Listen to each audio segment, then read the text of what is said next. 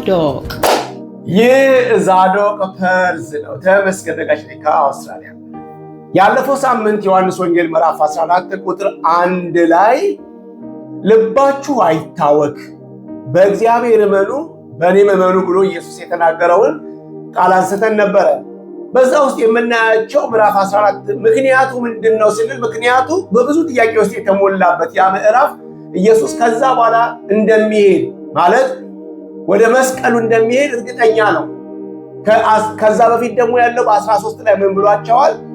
ከዚህ በኋላ ልክ ለአይሁድ እንዳልኳቸው ለእናንተ እላችኋለሁ እኔ ወደሚሄድበት ልትመጡ አትችሉም፣ ትፈልጉኛላችሁ አታገኙኝም የሚለውን ለአይሁድ የነገረውን ለነሱ አሁን ደግሞ ለእናንተ ሲላቸው ዋው!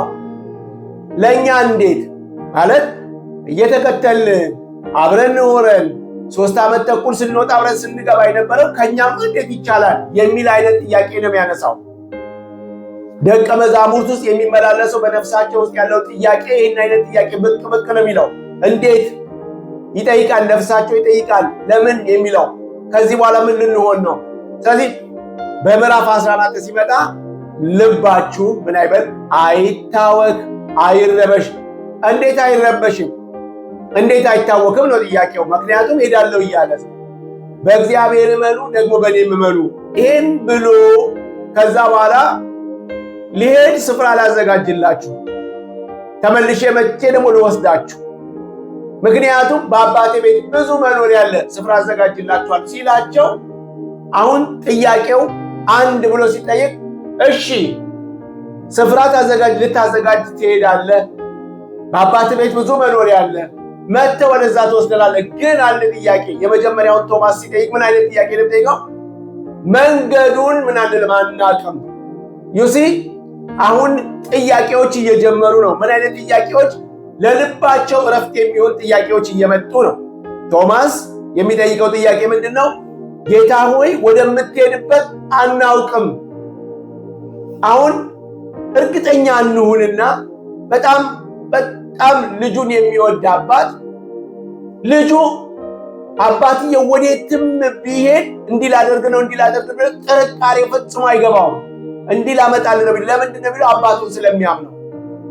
አንዳንድ ጊዜ ልጆች ሆነን ከፍ ካለ ቦታ ላይ አባታችን እጁን ዘርግቶ ሊያቅፈን ወደ ላይ ና ሲለን ለሰከንድ አንጠራጠርም። እጁን ዞር አድርጎ መሬት ላይ ለቀናል ብለን ለምን? አባት ነው። ስለዚህ ምንም አይመስለንም። ልጆቻችንም እንደዚሁ ከፍ ካለ ቦታ ላይ ሲመጡ ምንም አይመስላቸውም። ለምን? እንደማይወድቁ እርግጠኛ ናቸው። ለምን? አባታቸው ወይም እናታቸው እጃቸውን የዘረጉት በምንም ተአምር አጠገባቸው ዞር ብለው የሚስቁ አይደሉም። ምክንያቱም ከልጆቻቸው በላይ ስለሚያስቡላቸው። the same thing እግዚአብሔር አምላክ እንዲሁ በምድረ በዳ ወይ ደግሞ ልጆች ወላጅ እንደሌላቸው ልጆች እንዳለው እንዲሁ የሚተወን አምላክ አይደለም። ወደሚሄድበት መጥቼ ወስዳችኋለሁ ሲል የሚወስድ እሱ ስለሆነ ተመልሶ የሚመጣው ቃሉን የሚጠብቀው እሱ ስለሆነ ጀማሪም ፈጻሚም እሱ ስለሆነ ጀማሪውንና ፍጻሜውን ማወቅ ስለ መንገዱ ጭንቀት አይገባልም። እኔ ወስድሃለሁኝ ካለኝ እኮ አንድ ሰው መንገዱን ንገረኝ ቤት በኩል ነው የሄደው ብዬ አልጨነቅም። ለምንድን ነው እንሄዳለን የሚለው ነገር በቂ ነው፣ ከሚያውቀው ሰው ጋር ስለሚሄድ። ዩሲ አሁን በጣም የምንጨነቀው በሁለተኛ ነገር ነው። አሁን እንዲጨነቅ የፈለገው ወይ ቶማስ እንዲያውቀው የተፈለገው ራሱ እኔን ነኝ የሚለው እኔን እወቀኝ። እኔን በማወቅ ውስጥ መንገድ አለ። እኔን በማወቅ ውስጥ እውነት አለ። እኔን በማወቅ ውስጥ ሕይወት አለ። ሁሉ እኔ ነኝ። ስለዚህ ጌታን ክርስቶስ ማወቅ የልብ ረፍት ነው። ክብር ለኢየሱስ ክርስቶስ ይሁን። ይሄ ያለው ሁካታ፣ ያለው ረብሻ፣ ያለው ጭንቀት ከምን የተነሳ ነው ሲባል እሱ ከሚናገረው ነገር ላይ ልባችንን ስናነሳ፣ አይናችንን ስናነሳ፣ ትኩረታችንን ስናነሳ ሁል ጊዜ ለሌላ ነገር ክፍት እንሆናለን። ስለዚህ ያ ክፍት ያደረግንላቸው ነገሮች ይረብሹናል። ከዚህ በኋላ ምን ሊውጥ ነው? ከዚህ በኋላ ጥሎ ሄዷል። ባይመጣስ እንዴት ታምናለህ? ማለት ነገር ነው የሚመጣው። ጌታን ማመን ወይ የእግዚአብሔርን ቃል ማመን ከምንም ነገር በላይ ልብን ያሳርፋል። እሱ ጳውሎስ እንዳለው እግዚአብሔር ግን ብሎ ማለት ብዙ ነገር ላይ ይታመን ይችላል። እግዚአብሔር ግን ብሎ ታማኝ ነው። ሃሌሉያ! ታማኝ ነው። ስትይዘው ይያዛል፣ ልጨብጠው ስትል ይጨበጣል። ስትደገፍ መደገፍ ትችላለህ፣ ስታርፍበት ማረፍ ትችላለህ። በዚህ ሁሉ ውስጥ እግዚአብሔር የታመነ ነው። በምን? በቃሉ የታመነ ነው። በሁለተኛ የተመለከቱ ሁለተኛ ላይ ደግሞ ስታዩት ፊልጶስ ደግሞ ምንድን ነው የሚለው?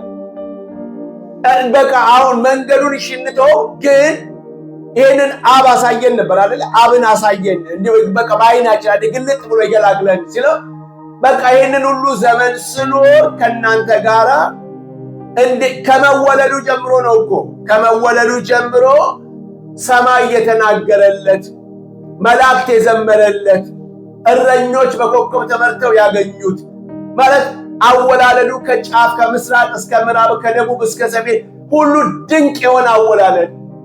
በሜዳ ላይ ያሉ ሰምተው እረኞች ወደዛ በከብቶች ማደሪያ ውስጥ ወዳለው ሕፃን ሲመጡ በብዙ ስጦታ ሊቀበሉ አይደለም ሊሰጡ በብዙ ስጦታ የመጡት።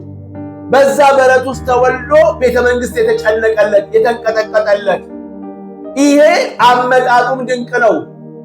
ምድሪቷ የተቀበለችው መልአኩ ሲናገር እነሆ የምስራች አለ ዳዊት ከተማ የምስራች ነው። ለዓለም ሁሉ የሚሆን መድኃኒት ክርስቶስ መድኃኒት የሆነው ብሏል። ተወልዶላችኋል። ለስንት? ለዓለም ከጫፍ እስከ ጫፍ መድኃኒት የሚሆን ለሰው ልጆች ሁሉ ፍጥረት፣ በሽተኛው ለሆነው ዓለም መድኃኒት የወረደው እሱ የተባለው እሱ ከእናንተ ጋር ስወጣ ስገባ በእጄ ደግሞ ባለውበት ዘመን ላይ የሚሆነውን እያየህ እንዴት አታየኝም ነው። የሚደንቅ ነው። ዮሐንስ ወንጌል መጽሐፉን ሲጽፈው መጨረሻ ላይ በ20 ምዕራፍ 20 ላይ ምንድን ነው የሚለው? ኢየሱስ በዚህ መጽሐፍ ላይ ያልተጻፈ ብዙ ድንቅና ምልክቶችን በደቀ መዛሙርቱ ፊት አደረገ።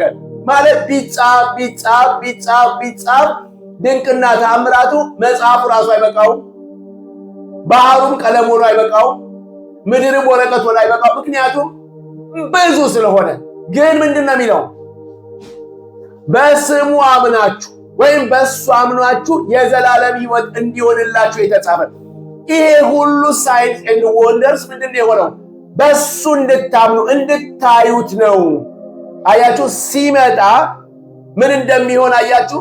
ድውያን ምን ያህል ይፈወሳሉ፣ አጋንንት ይወጣሉ፣ የታሰሩት ነፃ ያወጣሉ፣ የተጠቁት ነፃ ያወጣሉ። ይሄ ሁሉ የመንግስቱ ባህሪ መሲሁ ሲመጣ የሚሆነውን ነገር እኮ አየኸው።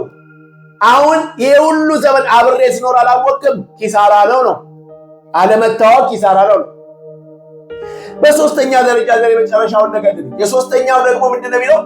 የአስቆሮቱ ያልሆነው ይሁዳ ማለት የአስቆሮቱ ይሁዳ ስላለ ያልሆነው ይሁዳ ጌታ ሆይ ለዓለም ሳይሆን አሁን በቃ ጠበብ እናድርገውና ለዓለም ሳይሆን ራስህን ለእኛ ልትገልጥ ያለው እንዴት ነው?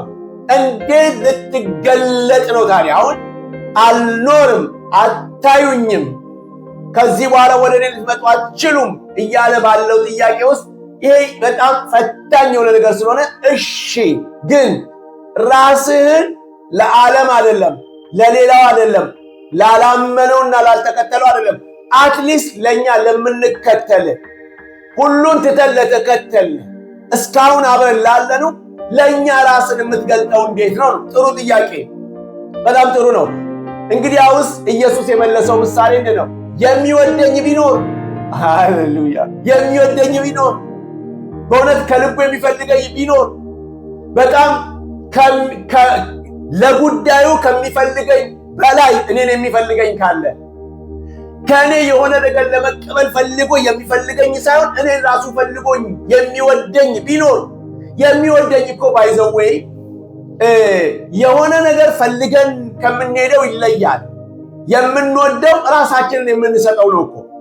የምንወደው ፈቃዳችንን የምንሰጠው ነው ትክክለኛው። የሆነ ነገር ስለሰጠን የምንወደው ግን በስጦታ ነው የምንወደው።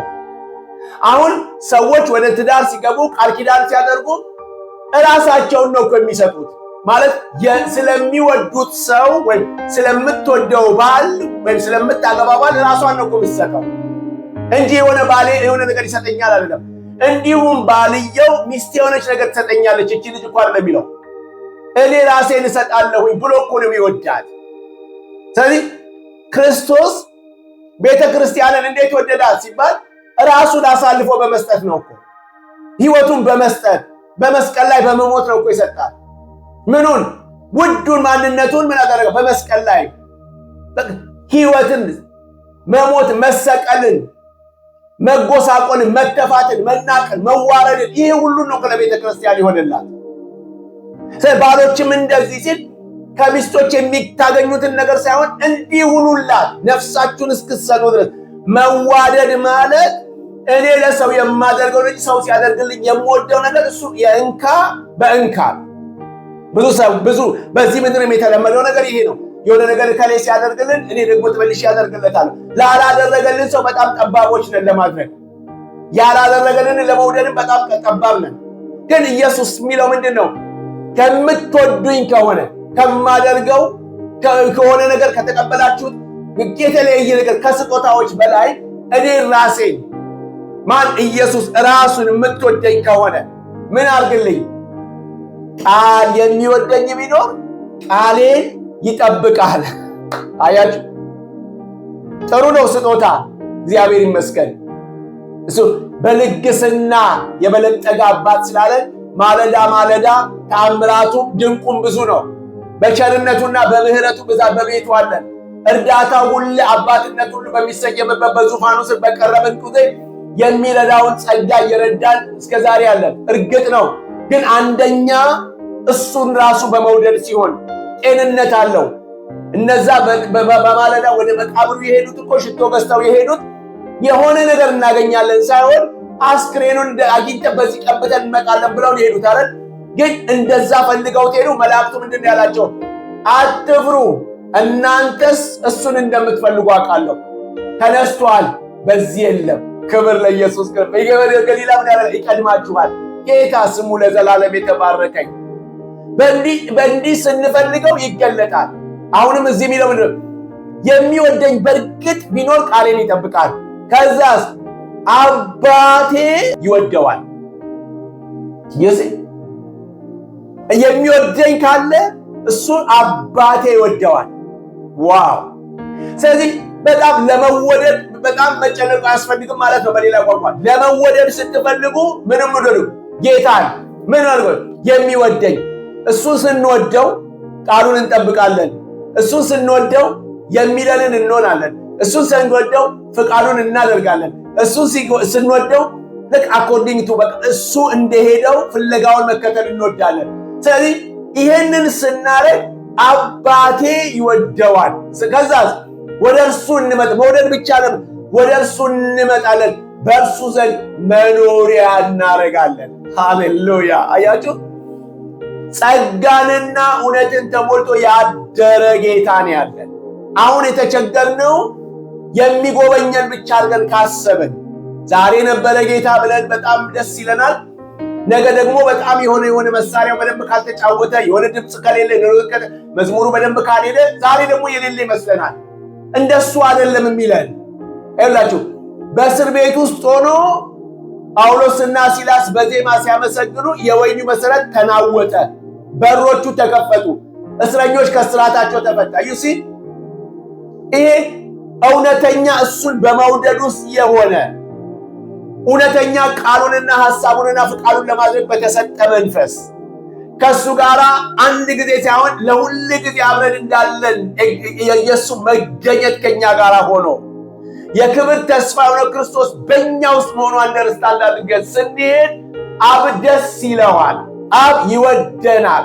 ከዛስ በእኛ ዘንድ መኖሪያ አያችሁ፣ ለእስራኤል መኖሪያ የዘላለም አምላክ እግዚአብሔር ነው እንዳለ ሙሴ።